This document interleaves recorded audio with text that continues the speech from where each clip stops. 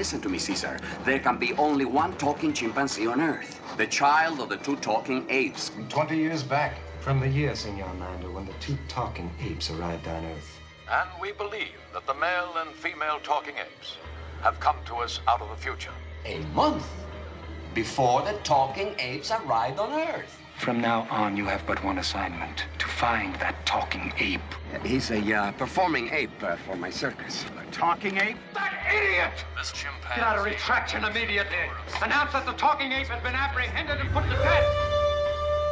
Hello to all the apes out there. This is a special bonus episode of Talking Apes in April, dedicated to Alan Virdon himself, Mr. Ron Harper, who passed away on March the 21st at the age of 91 from natural causes. I am Richard Woloski, but now everyone please say hello to my co-host, Mr. Kevin Toft. Hey, Kevin. Hello, you damn dirty apes. Hello. Hey. Welcome, everybody. No need for that kind of talk on this kind of a show, Kevin. You take that right That was a back. quote. That was a quote. Never heard that quote before. Oh. But let's talk about the man, the myth, Yep. the Harper, Mr. Yep. Ron Harper. Boy, this was really devastating to find out that he had passed away. It's like, Ron, hang in there. Anybody that can make it into their 90s, I'm always, you're always sad to have someone leave us here, but he really gave us some wonderful, wonderful. We'll always be able to remember him. You know what I mean? So I'm sorry to see him go. I'm glad he got to live a really long life, a long, full life, and spoiled us with all this wonderful ape television series to watch. He sure does have a legacy, because growing up watching Planet of the Apes, he was blonde-haired, blue eyes. I was blonde-haired, blue eyes. He looked very much like my father. And Oh, so really? yeah, he was like my surrogate father on television. And just knowing I could every week watch a little piece of me on Planet of the Apes, There you go. it made my whole week. It was a huge connection to the series. So when I heard this news, I was devastated, because as we've said in the past, we've always wanted Ron Harper on Talking Apes. We came very close a couple of times. I'm not going to get into it, but if it weren't for his manager stepping in saying this wasn't the right time, you know what?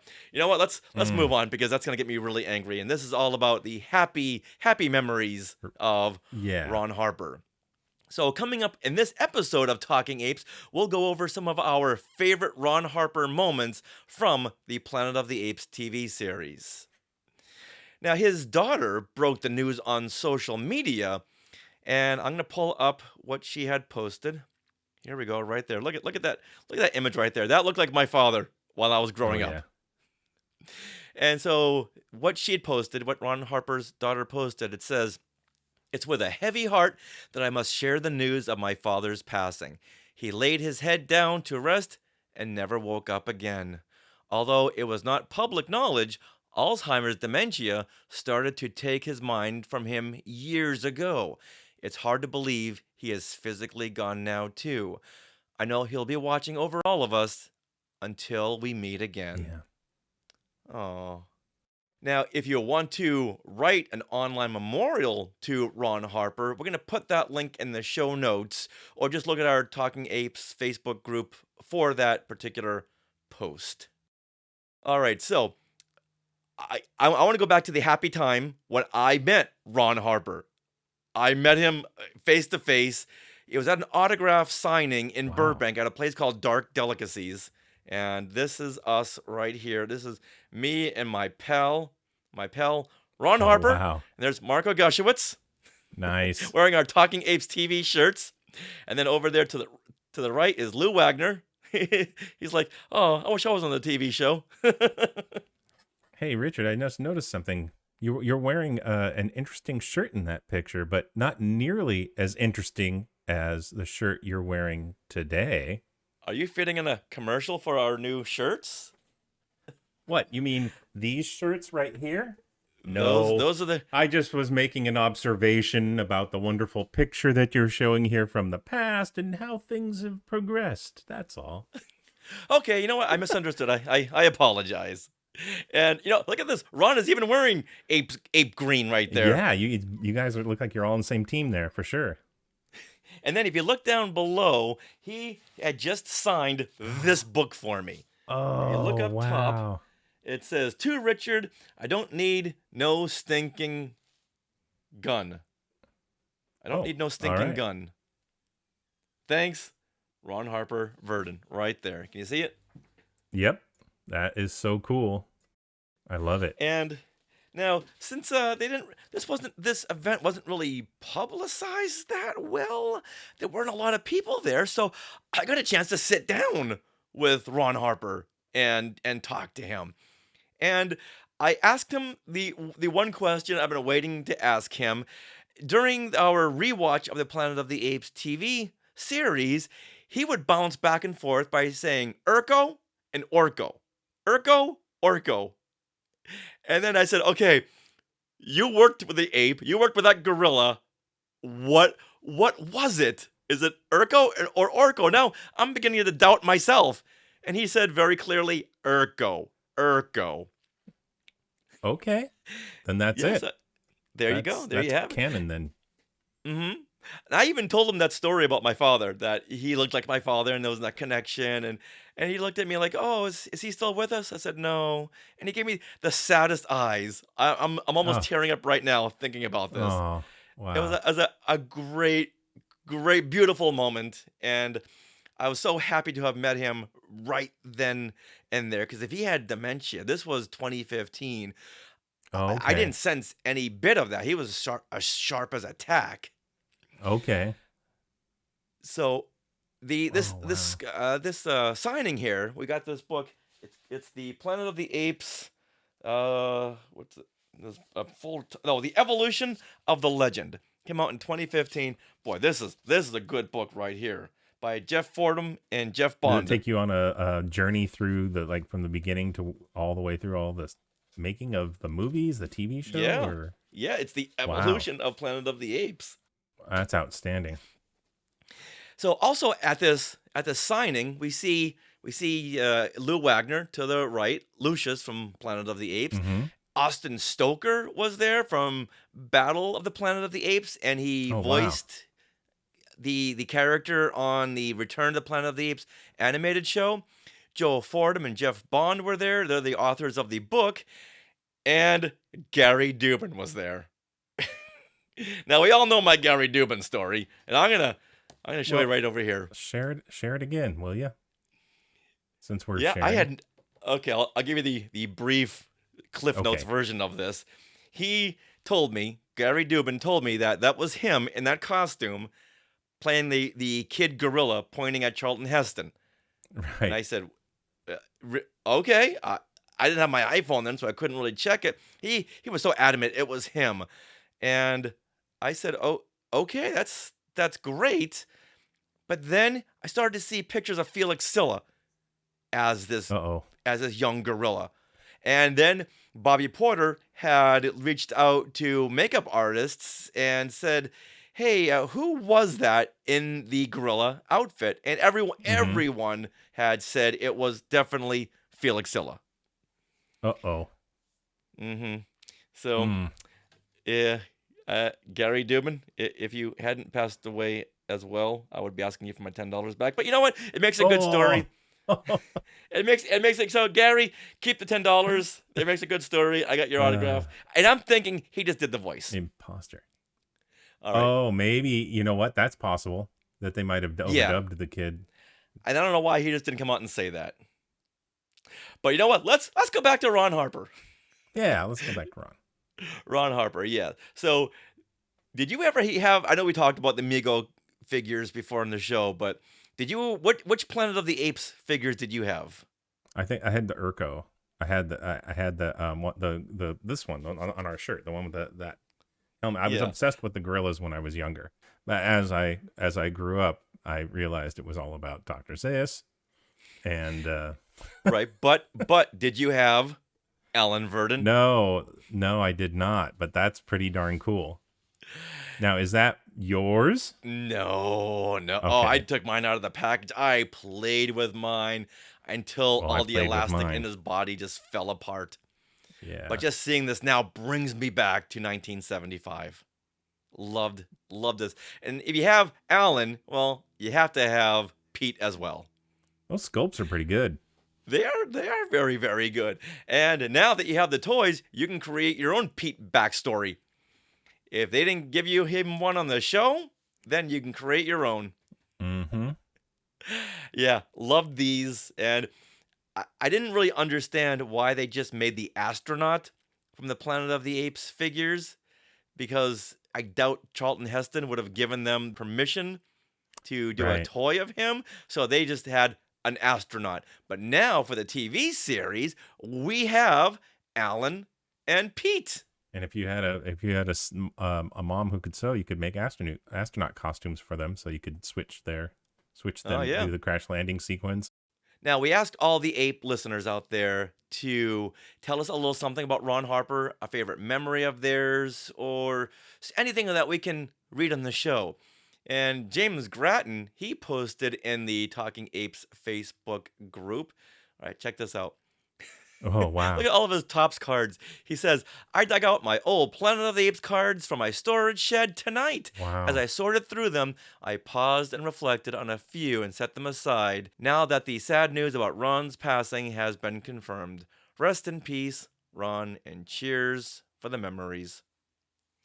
So when I read that, of course, I had to get my Topps Planet of the Apes cards. All right. James, I can't be outdone. I gotta get my own Planet of the Apes cards. But I'm so glad that he did the same thing. Is that like 4 or 5 packs worth? Oh, I don't know how many came in a pack. Maybe like 10 cards, but these are a majority of them. Gosh. There's Alan there. There's some more Alan in the Legacy. Those are really cool. I want to thank James Grattan for kicking that off for us. Yeah. Thanks, James. All right, now we also got another message from the Talking Apes Facebook admin, Patrick Izzo. Patrick Izzo. He writes, watching the series as a little kid could instill fear in me because these guys are on the run. Urko and his soldiers are trying to kill them, but Alan always made you feel safe because he's the calm, cool, collected one. He was smart and was the guy who always had a plan no matter how dire the situation. He was a good example of a leader and also of a good friend because he was never going to leave Pete or Galen behind. My only regret with the series, other than it was only one season, only one lonely season, is that they dropped the storyline of Alan always pushing to find the computer that could read their magnetic disc in hopes of getting them home. It gave me something to fight for and to stay alive for that hope of getting home again. Well, I always wondered about that. I also always thought, really? I mean, you can see how primitive like all these villages are. What do you think? You're gonna just like stumble across Silicon Valley with a bunch of humans that running on all their laptops and everything like that, and just well, they did find that one big computer in the Legacy. I think my favorite episode, right behind the trap. So there were some computers left behind.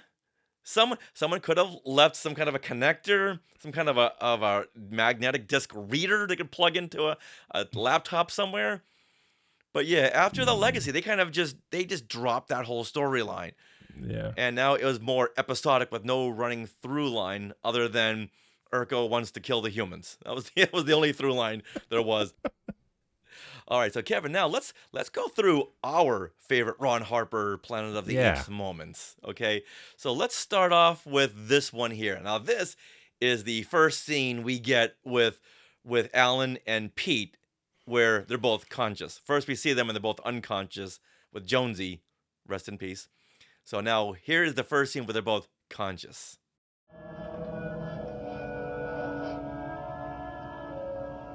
No bones broken. I checked. Oh, easy. Gotta take that very slowly. Do I? What is this place? How did we get here? I don't know. I just got on my feet, too. Where's Jonesy? I don't know that either. Here, let's try it again. Easy. Oh. Like a hangover without the pleasure of the booze. I don't even remember what happened. We were approaching Alpha Centauri. We ran into some radioactive turbulence and lost control. I told Jonesy to activate the automatic homing device. Did he do it? Well, we landed somewhere. That is from episode 1, Escape from Tomorrow. And this is the scene that really captured me when watching this series, because we have Alan and Pete. They weren't so grumpy and grizzled as Charlton Heston was. I've never liked the character of Taylor. He was just always just so full of himself, so egotistical, and just so grumpy. And I know you had to begin there because we needed that character arc. But here we have two guys. They're making jokes. And this really captured me, and a great moment for the two of them acting off of each other. They had a little bit of a Starsky and Hutch vibe too, which was of fine course. with me because I love Starsky and Hutch. So I was like, oh, this is perfect. Yeah, and as a kid, I thought they were like this, like a parallel show. First, Alan and Pete are running from apes, and the next series they're running from Huggy Bear. No, Huggy Bear was on their side. They're running from the criminals, but they have this cool car. And I'm serious. I always thought they were the same actors. It would have been hilarious to have them like show up in that episode and have them look at each other and go, you know, wait a minute. It's kind of like on the Dukes of Hazzard when John Schneider and Tom Mopat asked for too much money. The producer said, "All right, you're out," and they brought in the new guys. Just like. Yeah, whoever they were. And there was one episode where they met each other, they had a crossover. It's like, I don't know who was who anymore. But yeah, they're in that clip, you saw them wearing their astronaut outfits, and they just wore these outfits for a couple of shots, and then they went on to their rags. All right, now, Kevin, let's go on to one of your selected scenes. All and right. this is from The Legacy. What are you making? An airplane. Oh, it's a flying machine. Zoom. Flying machine? Sure. Will it fly? Maybe. Can I have one? Maybe. Did you ever fly, really? Oh, sure. Many times. There was a time when people used to fly everywhere. All right, so once again, that was from The Legacy, and that was the 5th episode of the Planet of the Apes TV series. So first, I wanted to highlight his woodworking skills. Obviously, as a astronaut, if you can't fashion yourself a rocket, you better be able to make yourself an airplane. So I just see him prototyping there, and you got to give props to the skills, right? Oh, very, very, yeah, very much so. And I liked his connection with Jackie Earl Haley in that scene. And so it shows that he is good with kids. He's not a pushover. Right. Yep. He says, "Can I have one of those?" Maybe. We'll see. Right. And Jackie Earl Haley, we all know as Kelly Leak from the Bad News Bears, or Freddy Krueger from the Nightmare on Elm Street reboot. There you go. But I was just focusing on my clips. I focused on his skills. You focused on certain aspects of the story, but I was like, hey, wait a minute. Alan Virdon's got skills. And He must have been there for a while to carve out a plane like that. How long was he there? I don't know. Look, if I'm watching that episode, it seemed about 15, 20 minutes. Just knocked that whole plane out. He chose to make it, a low wing instead of like an overwing, like a Cessna. I mean, he was starting to get pretty specific there. I could be working himself up to a rocket ship, maybe another Icarus. We'll see. Well, He should have done that. See, this is how I got here. I'm one of these things. You know what? You're show the right. apes that. So if I didn't come in this, then how did I know what it looked like? Well, they did see the ship after it crash landed. Oh, right. Some of them did. Yeah, but yeah, the rest of them, this is what it is, and show them how it soared, and even to Jackie Earl Haley there. He can tell him, I'm from another time, and this is how I'll use visual aids to show you how he crash landed in your backwards time. He had an opportunity. Now, we got to move on to my next favorite clip, and this is from The Good Seeds.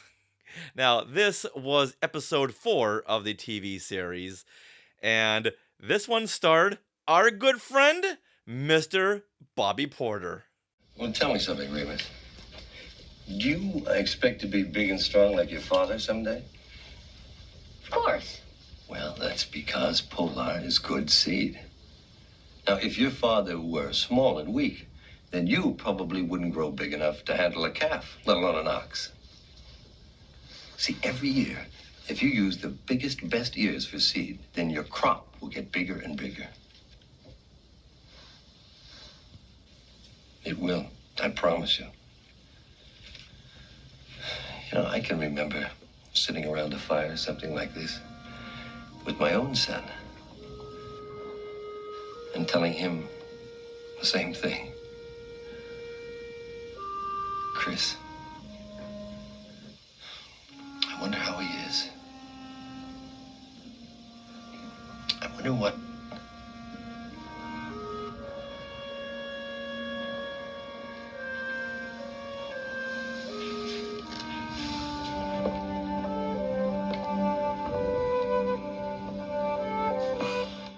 Now, is there a wonder why I picked that clip? Well, no, that was really touching, but I did notice something about Bobby's performance. I've noticed that the veteran ape actors do the nose wrinkle. Yeah, the Roddy McDowell nose wrinkle. Right. The veterans do that. And Bobby didn't overdo it. He had one in there. And I'm like, that's how you stand out from the TV apes, right? Yep. You've got experience, and he knows how to get that emotion out of. So it was a good scene. It was. I think this is Ron Harper's best scene of the whole series. We hear a little bit of his backstory. He's got a son named Chris. Once again, he's talking with a child, and he knows how to talk to a child. Mm-hmm. And he doesn't talk down to them. He talks to them. And he gets a little emotional, gets a little misty-eyed. And this is definitely the best, in my opinion, the best Ron Harper scene in the whole series. Now, speaking of Bobby Porter, he was heartbroken when he heard the news about Ron Harper's passing, and because he worked with him a couple of times on The Good Seeds and Escape from Tomorrow, and he sent in a message for us to play. Hello, my fellow Apes fans. It's with a heavy heart that we discuss and memorialize the passing of another of our family, Ron Harper. I worked with Ron a couple of times on the Apes television series, and I remember him to be professional, ready to work, and fun to hang out with. Ron, we will miss you. We'll all see you in Ape Heaven at some point. Farewell. So thank you, Bobby, for sending in that message. Yeah, thanks, Bobby. All right, now, Kevin, let's go to one of your clips. Back to those skills, right? I was talking about skills. Yeah, so once again, this is from The Legacy, episode 5.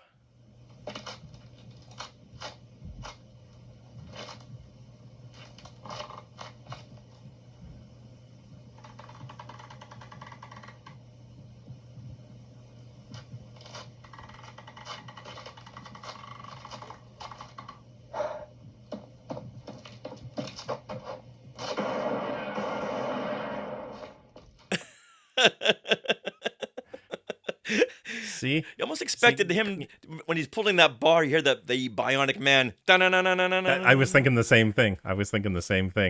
But mainly, I was looking at this going, look at the wood carving skills, bending steel with his bare hands. Alan Virdon might be the best astronaut ever. Just saying. Yeah, I think he even had the force there, because he sensed that gorilla coming and taking a shot at him. Dodged a bullet. Yeah.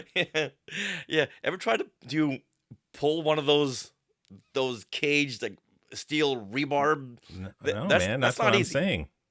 That's what I'm saying. Highly trained, very powerful artist. I'm sorry, very powerful astronaut and artist with the knife. So, man, I'm telling you, I didn't see the other guy doing anything like that. There's nothing this guy can't do. Yeah. You think if what I'm Pete saying. were there, do you think he'd be able to do that? I think Do Pete. you would know be why? doing something He's got else. no backstory. That's why. That's it. That's why. That could have been some of his backstory. No backstory, so no extra strength and no wood carving skills. Clearly. All right, now this is another one of my favorite Ron Harper moments, and this is from the first episode. Once again, Escape from Tomorrow, and this is Alan and Pete's first conversation with Galen. Tell me, is it true that you are from this world, but from another time? Yes. Oh. Now, how is that possible? It just happened. We don't know. Look, we talk about this some other time. Tomorrow, maybe. I found this book, back near the ship, and it had pictures, and it showed humans, building things and running strange machines. It's true, they did. That book can't be true. Yes, it is. Humans built big cities. They built machines that swam in the sea, through the air. And, you kept apes in cages?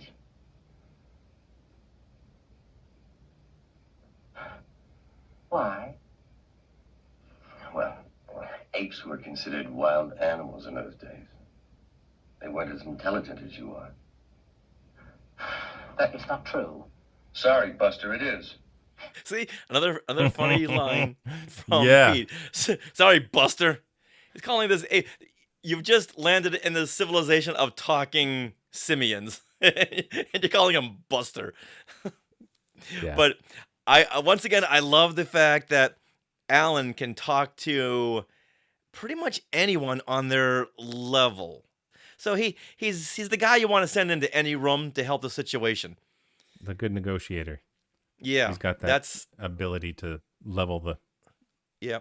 But if That's you notice, Alan. there was the nose wrinkles in there. Oh right? yeah, There was a few. Yeah, he developed that. that's how you can tell. That's how you can tell. Mhm.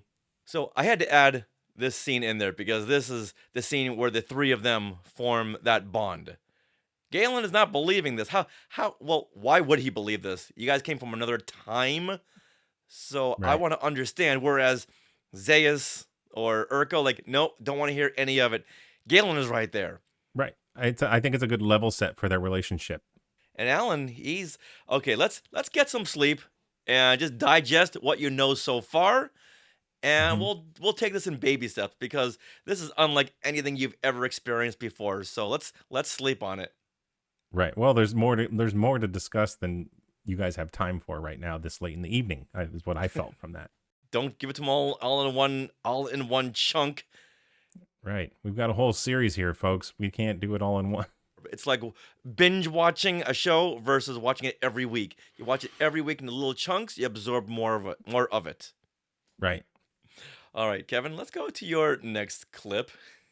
Well, I've got to preface this and say this one is strictly for the ladies. The men taken by the guerrillas to run the mines don't live longer than a few months. The women might last longer because they just cook and serve, but they die early too. That's why we take the meadow people, so we don't have to go.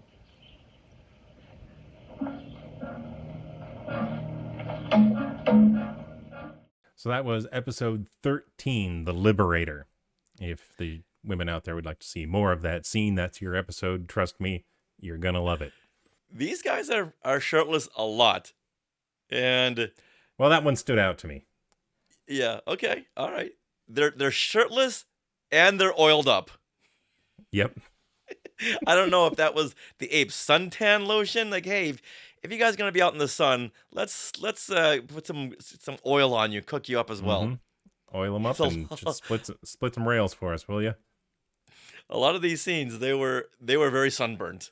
I don't know if they knew about SPF back then to put it on the actors. Oh no, it was all about vitamin D and getting some sun and being healthy. That's all. That's all it was back then. I remember. I grew up in the 70s. Yeah, there was no suntan, no sunscreen back then at all. If anything, it was like SPF 3. All right, so we're gonna throw in a bonus clip here because there's just so many great Ron Harper moments in this series, but the ones that really stuck out are the ones where he's trying to explain things, which he does a lot. If it's not Galen, then it's kids. And we're going to go back to the episode The Legacy. And here he is talking to Jackie Earl Haley again. And I just love his connection with him and the way he speaks to him. Check it out. That story you told Craig about what the world could be like, was it true? It was a hope. No. Only a hope. But it's not impossible. See, my friends and I found a place here with a message, and it told about a hope for the world, for humans, in the form of human knowledge. How do you find this knowledge? Well, you know that building that's not far from where you live, the one with the big columns in the front and the arched entranceway? I've been there. There's nothing inside. No food, no clothes, nothing. Wrong. There's a machine in there, Craig. And by now, it might have already told my friends where to find that knowledge. A machine that talks. You're making fun of me. Oh, yeah? Well, if you don't get to work right away, I'm going to really make fun of you. I want to hear more stories. Later. Do your job first. But right now.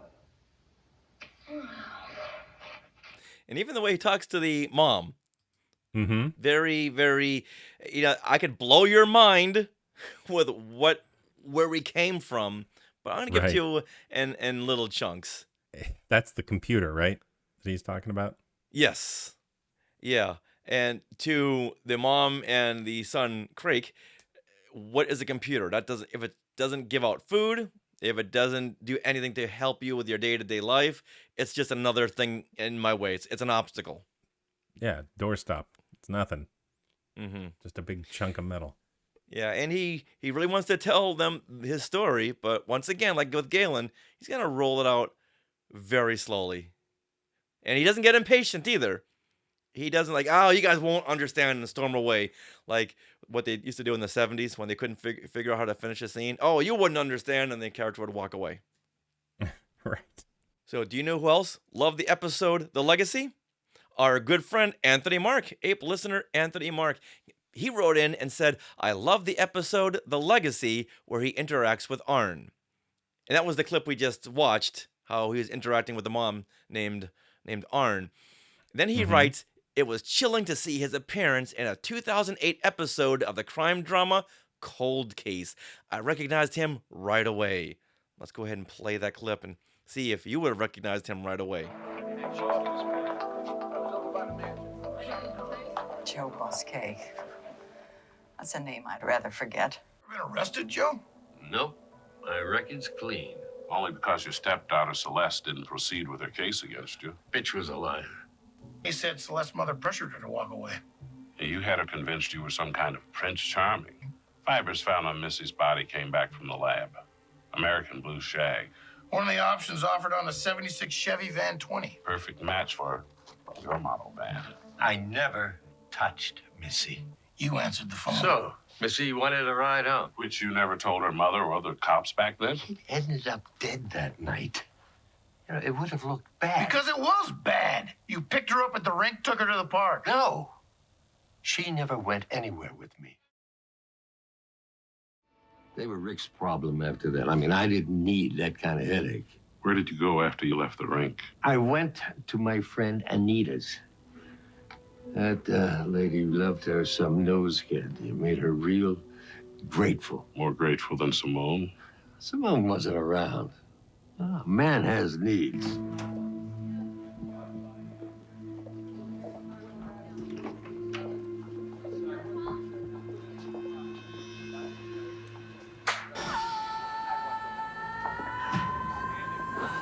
Miss Gallivan. Yeah, so there's no missing That voice or that face. No, unmistakable. That's Alan Virdon there. And he's always being questioned. no matter what. Yeah. He's always being brought in for questioning. That was good. That was gritty. I liked it. And you notice he said the B word. Bitch was a liar. Mm-hmm. So it's good to see him in other roles. He was also, did you ever watch Land of the Lost? Because he played Uncle Jack on Land of the Lost, which was a year after Planet of the Apes. Now, here's a shot of him right here. Hold on. There he is. There's Uncle Jack. Yeah, this was one of my shows, man. I watched all that Sid and Marty Krofft stuff. Yeah, I love the Chaka. Chaka and the Slee Stacks. Now, I'm noticing these guys are wearing just as much makeup as Mark Hamill did in the Star Wars Holiday Special. Too much makeup, Ron Harper. See, so it was a thing right around that time. Too much makeup was a thing, obviously. And then he was also offered a cameo in the movie, the 2009 Land of the Lost film, but turned it down because he didn't like the script. Oh. That was a wise move, Ron. Yeah. It was a bit of a send-up. Yeah. His last role was in 2015 in the film Kidnapped, the Hannah Anderson story, where he played Ralph. And he retired right after this. So I think this is right after I had met him in 2015. Oh, okay. He did a lot of TV. He did Beverly Hills 90210, Melrose Place, Boy Meets World, Walker, Texas Ranger, The West Wing. Those were big shows, man. So now to wrap it up, got to say, Ron Harper, we miss you. Thank you for all the great memories. Thank you for providing great childhood memories of watching you on Planet of the Apes, playing with your toy, recreating your moments from the show, being able to recreate moments of your scenes with these Topps trading cards, and then being able to share that moment with you at that 2015 signing of my dad. That right there was probably in the top 3 favorite moments of any fandom for me. That's awesome. Yeah, I'm as usual. I'm always grateful and thankful for the performances, and I treat them as gifts. You know, it's yeah, I'm just grateful for that we got you for as long as we got you. We were lucky to have them. Yep.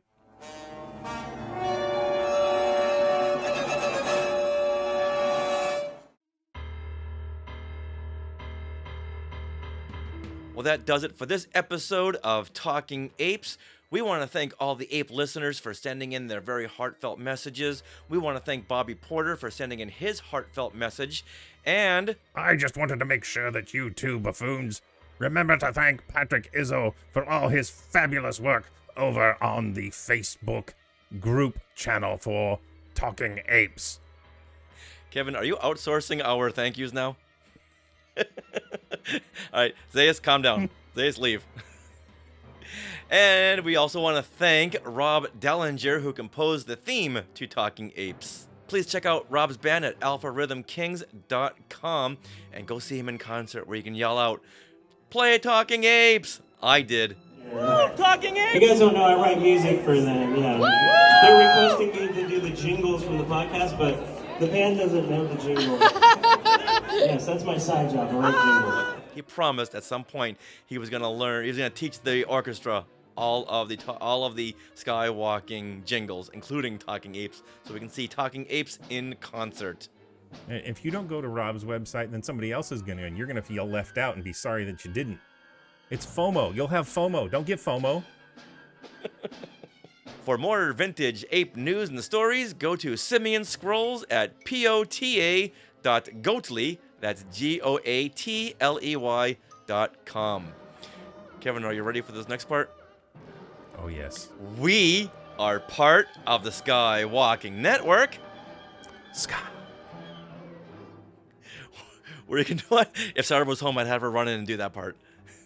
Where you can find other great shows like the Max Effects Podcast, the Neverland Clubhouse, Totally Tell Me Everything, Star Warsologies, and the flagship show Skywalking Through Neverland. And catch our YouTube shows Collectopolis and Today in Star Wars History. Kevin, do you have any updates on the next Collectopolis? We were at WonderCon 2024, and we have some really cool interviews, stuff I'm really excited about. Some vendors that were there, but they were making particular collectibles that I think people are going to be really excited to see about. So check back with the Skywalking Through Neverland YouTube shows to check those out. So until next time, this is Richard. And this is Kevin. Now go APEril. APEril. At some point we'll get this right.